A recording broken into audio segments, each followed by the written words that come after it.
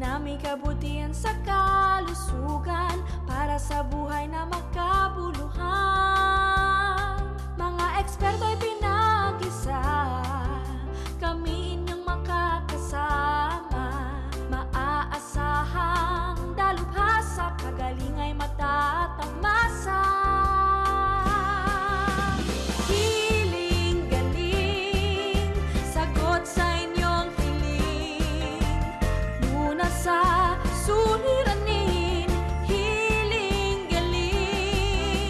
Hiling-galing, alternatibong solusyong maaasahan. Siyensya para sa ating kaalaman. Hiling-galing, sagot sa inyong hiling. Lunas sa suliranin, hiling-galing. Hiling-galing, alternatibong solusyong maaasahan. Siyensya para sa ating kaalaman. Hiling-galing.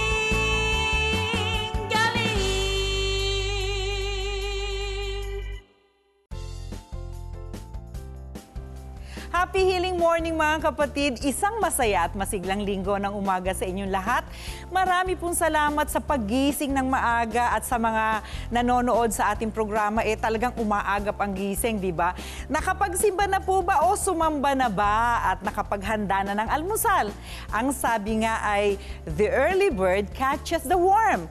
Kaya't sa mga kapatid po nating pupungas-pungas pa, abay bango na, baka maubusan kayo ng biyaya. Happy Healing Morning po sa lahat ng mga nanonood na kababaihan ngayong umaga mula po sa lahat ng sulok ng daigdig na inaabot ng ating broadcast. Alam nyo, yan po talaga ang nakagisna nating mga babae. Paggising pa lang sa umaga, nag-aasikaso na ng pamilya, ng bahay, ng kagamitan, ng mga anak at titigil lang tayo kapag matutulog na. Palaging abala ang mga kababaihan, kaya mahalaga na pagtuunan natin ang buwan na ito. Dahil ang buwan po ng Marso ay para sa ating lahat bilang International Women's Month. Anong tawag nila sa atin? Babae, babaye, babai, femme, wanita, may tumatawag sa ating dona, yeoja, muher, bebot, girl, merly, at kung ano-ano pa. Paano mo man sabihin ang salitang babae, kapatid, sa iba't ibang dila? Pinagdiriwang po sa buong mundo tuwing Marso, no? Ang ating mga karapatan at kagalingan bilang kababaihan, anuman ang ating katayuan sa lipunan. At alam nyo ba, mga kapatid, ang bansang Pilipinas po ay #1 pagdating sa gender equality sa buong Asia. At pang-7 naman po tayo sa buong mundo. Ayon po ito sa Global Gender Gap Report ng World Economic Forum noong 2016. Ibig sabihin, very empowered, no, ang mga kababaihan dito po sa ating bansa. At para sa ating mga babae, isa sa mga pinakamahalagang bahagi po ng ating katawan ay ang ating dibdib o breast. Bukod po sa nakapagbibigay ito ng masustansyang gatas para sa isang sanggol, malaking bahagi po ito ng imahe ng ating sarili sa pisikal, sensual at psikolohikal na aspeto. Bagamat may mammary glands din ang mga kalalakihan, hindi naman po ito lumalaki gaya ng sa atin. Ito po ang ating ipinagmamalaki. Ito ang nagpapahiwatig ng ating coming of age, no? Ika nga po, o ng ating pagiging ganap na babae. Ito ang nagdi-differentiate ng ating katawan mula sa kalalakihan. Kaya naman, ganun na lamang po ang epekto sa ating mga kababaihan kapag nagkaroon tayo ng problema sa ating dibdib.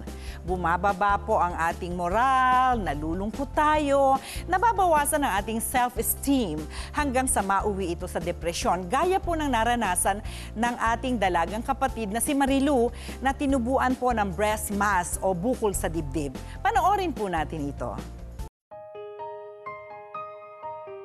Ako po si Marilu Casoko. Hi, I'm Judy Austero. Ang hilig ko pong gawin ay kumain at saka magtinda-tinda at saka magluluto-luto.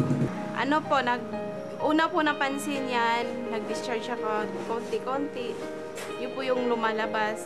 Hindi ko lang po iniinda na ganun po mangyayari. Kasi nung unang lumabas sa kanya, parang tubig lang. Tapos after 2 years, yun nga yun, yung may dugo na. Tinext niya ako na sa bahay ako, tinext niya ako na may lumalabas na blood doon sa bra niya. Basta yung doktor na nag-check sa kanya, umiiling-iling sa kanya. Tapos sabi niya, ultrasound agad-agad. Kailangan makuha yung result, balik mo kagad sa amin to para makita ko. Nung makita niya yung ultrasound, pag nagsalita yung doktor, na hindi, kasi biopsy kagad ang ang required niya.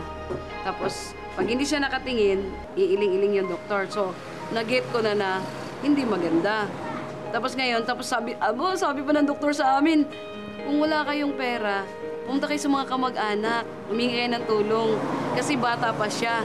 Parang nananakot talaga siya. Tapos siya hindi niya mag-get siguro yung kasi ang iniisip niya, yung sakit niya. Ano-ano ko na kaya, hindi ko alam kung ano-ano iniisip niya. Parang hindi niya na-get yung sinasabi ng doktor. Tapos sabi ko, sige Dok, sabi ko, pag-isipan ko. Sabi ng doktor, huwag mong pag-iisipan, kailangan before mag-January 15, nakadesisyon na kayo, kailangan i-biopsy siya. Tapos nung pagtalikod na namin, sabi ng doktor, bata pa siya. Mga kapatid, ang breast mass ay maaring maging malignant o benign. Kapag may nakapa kayong bukol sa inyong dibdib, agad po itong ipacheck sa doktor para masuri. Kadalasan, ito ay tinatanggal sa pamagitan ng pag-opera. Ngunit sa paraan po ng naturopathy, the healing galing way, hindi po kailangan ang invasive procedure. Subaybayan niyo po yan sa ating programa ngayong umaga. Samantala, may mga pagkain din po tayong makakatulong para makaiwas sa pagtubo ng mga bukil, bukol, damukol sa anumang bahagi ng ating katawan. Isa na dyan ang inihahanda ng ating wellness chef na kagagaling lang sa Korea. Happy Healing Morning, Chef Jeremy! Welcome back! Thank you, Doc. Happy healing morning sa inyo, Doc. At happy healing morning sa inyo, mga kapatid. At anyong haseyo sa mga kapatid nating Koreano. Alam mo ba, Doc?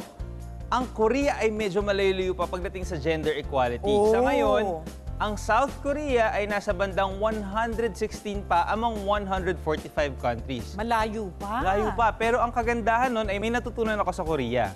Isang masarap na alkaline recipe na i-share ko ngayong umaga para sa ating mga kapatid. At ang healing sangkap ay 2 bulaklak na ang tatawagin nating cauliflower at broccoli. At ito ay bibinyagan kong cauli pancake. Mula yan, Doc, sa Pajon, isang Korean pancake. Ganon? Ay, naku, kilala po talaga ang Korea para sa masasarap na pagkain.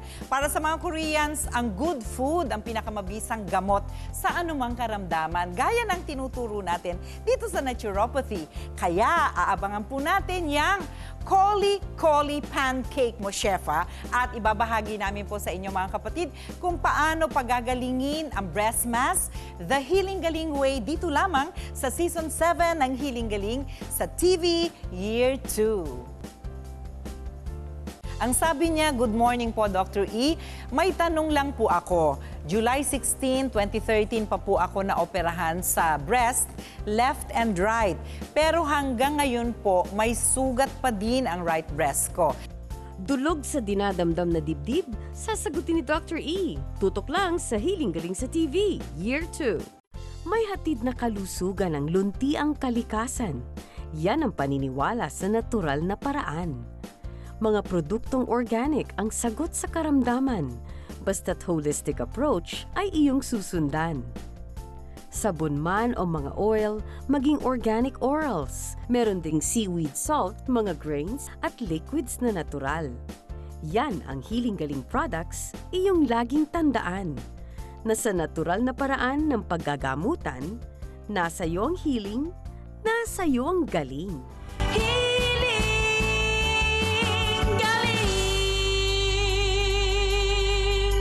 Ayon po sa Stroke Society of the Philippines, ang stroke ang leading cause of disability at second leading cause of death dito po sa ating bansa. Healing Galing sa TV, Year 2. Linggo, alas 7 ng umaga sa TV5.